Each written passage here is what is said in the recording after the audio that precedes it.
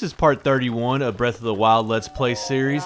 And this part, we'll be talking to some people really around the stable right here. And we'll talk to Goddard. Actually, we're talking to Goddard right now. Yeah. And he'll activate his side quest. Then we'll talk to Parcy, who I believe it's a she. I don't really remember, to be honest with you. I think it was. They will activate his side quest. And then afterwards, we will do some exploring and item collecting like we do in a lot of this game. Yeah, I was going to say, I'm pretty sure that's just about every part. I think it just goes without saying at this point. Yeah, It is kind of cool, though. Both of the characters that we talk to here to get these side quests actually give us side quests that point us towards Hyrule Castle. And again, this is still relatively early in the game. I mean, we're 30 parts in, but it's still pretty early in the game for us. So to get these side quests that kind of direct us to Hyrule Castle, it's a nice little reminder that we really can go there anytime we want to.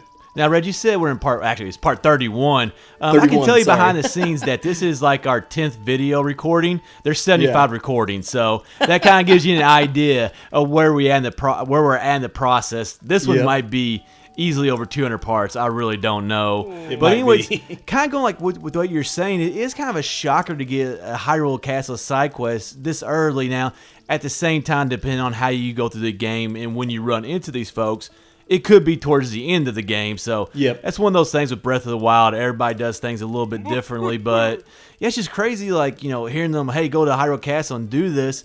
And really all I thought about with Hyrule Castle, even though I did this side quest, was that was the finale. That was the ending. You really don't think about doing side quests when it comes to that place. I agree with you on that, and I ended up not doing these side quests until way late in the game. And I actually went into Hyrule Castle a few times, whether to get like Guardian parts, because there's just so many Guardians that you can fight there that it's easy to load up on Guardian parts there. But in one of my earliest trips into Hyrule Castle, I actually got the item you needed for the second side quest we're going to pick up and didn't even realize it. Yeah. So I didn't actually talk to the Parcy and turn it in until way late in the game, and it just sat in my inventory for probably 50 parts of this recording. I had numerous shrine quests and side quests like that where I activated them and then right away it said complete. I was like, I guess I did something right or didn't talk to somebody. Actually, I can tell you what it was, is I didn't talk to somebody because I just kind of go about my way, do my own thing. Don't really like conversing with people that much. That kind of translates to real life. So that just all the time activated and completed. So it was kind of nice, but whatever. Now, I was actually a big fan, though, of kind of the stories that both of these two gave us, both Goddard and Parcy here. Like, Goddard had ancestors that worked in Hyrule Castle as a chef, and I just thought that was fun to hear him talk about, I want to know what kind of food he served them, and he talks about kind of like appreciating the beauty in life and all this stuff. And then Parcy talks a little bit more about just being a treasure hunter, and she used to venture into Hyrule Castle to find antiques to sell. And now she said it's just too dangerous to do that now. So it's funny to hear both the little side stories that they give you to go along with the side quests. And Goddard gave us a long one right there, too. And we don't usually get a long story like that. I mean, it happens here and there. But for the most part, we get that very minimal in the game. And in a game, to me, that didn't have much of a storyline. Like, it was kind of nice getting little tidbits like that. Even though it didn't contribute to like the overall story of the game, it's kind of more of a backstory, a side story. It still did, in a way, add to the, underlying story I don't know if that's right where I'm looking for, but kind of add to that. But anyways, you kind of hear us all the time talk about how much we love water. These little pits, or not pits, whatever you call them, where you keep animals. I don't know. Pins, yes, pins, exactly. Those little pins, like on the other side, that like little moat, I guess. Yeah. And then the bridge going over it, that was just like a very cool look around a small stable. It really was, and we mentioned this a little bit behind the scenes, that all the stables kind of end up looking a lot the same throughout the entire game, and how we wish that some of them would have just a little bit more unique looks to them. And having something like that, those little islands or whatever you want to call them, to have the pins was at least something that made them stand out a little bit. But in general, we were a little disappointed that the stables almost all look the same, with only the terrain and the surrounding area being the only thing that really stood out, and some of the side characters, of course. I know they served as a landmark in the game, but maybe they just made it so you had to make it look somewhat similar.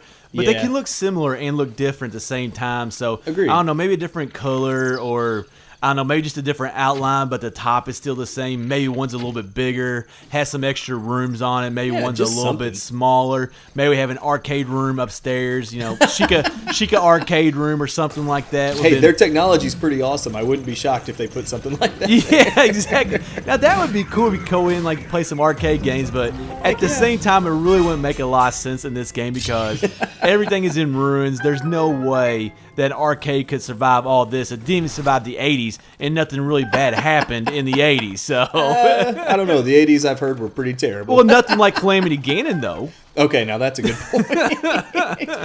Now, this Bokoblin camp that I cleared out, I mean, you'll see that I used one of the metal crates with magnesis, and I've or at least tried doing that a couple times so far. And this early in the game, it's a lot easier just because the enemies are a much lower level than they are later on in the game. So the magnesis and the crates still do a lot of damage. Later on in the game, when we get some higher level enemies with a lot more health, it becomes a lot more difficult just because the crates don't do that same level of damage. They have just too much health for it to be worth your time. I kind of want to dog on you a little bit about that Korok seed a little while ago, where they had that little fan. A couple minutes ago. And you sit there, you looked at it, you tried to swing at it, and nothing happened. Yep. But I happened to be playing Breath of the Wild a little bit today, and I had the same issue. I had no clue. I want to say that I've done one before, so maybe I believe you get on top of that and you shoot at balloons or something like that. But maybe it's a certain time of day that it happens, or because I stood on one and absolutely nothing happened. So I want to dog on you, but then when I did the same thing that exact day, it's kind of hard to do that. Well, and it took me a long time to realize what those were. I know, we both know that they're related to Korok seeds somehow. Some of them, it's easy. You walk right up to it and the balloons appear, or the rings. In some cases, there's rings you can fly through or shoot arrows through. There's all kinds of different things that do happen. But there are a few times in the game where I just walk up to one and immediately don't see anything happen. So I just go about my merry way. I mean, I'm going to be completely honest. By the time I finish this game, I don't even think I got to 100 of the Korok seeds. I got at least that many. I mean, so I did not waste a lot of time looking for them. Yeah. Part of me wishes I would have, because my inventory at the end of the game still wasn't as full, I guess, as it could have been when it comes to the weapons and bows and shields. But yeah, there were a lot of those that I looked at it, couldn't figure it out in about 2 seconds, and moved on with my life. Well, I think when you're recording, because I used to record a lot too, when you're recording, you go about games differently. And we knew that we kind of had an idea, okay, we're going to do side quests probably. We're going to do all the shrine quests, all the shrines. But from the get-go, we knew we weren't going to collect all 900 Korok seeds. Heck no. And when you're recording, even though you're doing a Let's Play, you don't want to waste too much time. I think maybe because I know I would think like this. Maybe you thought the Korok seeds, because you knew you weren't going to get all of them. Maybe it just wasn't worth your time to really get any of them. So yeah, I kind of wish you would have collected more too.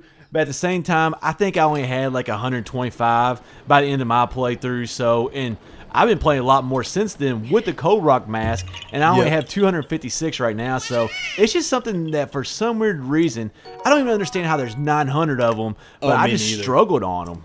Hey, I feel pretty happy I found this one. So, so I didn't totally ignore them. There were still a few that it would go out of my way to try to find. But in general, and we've said that from the beginning, that we weren't going to get them all. We did go ahead, and by the end of this series, we'll have all the side quests, all the shrine quests, all 120 shrines.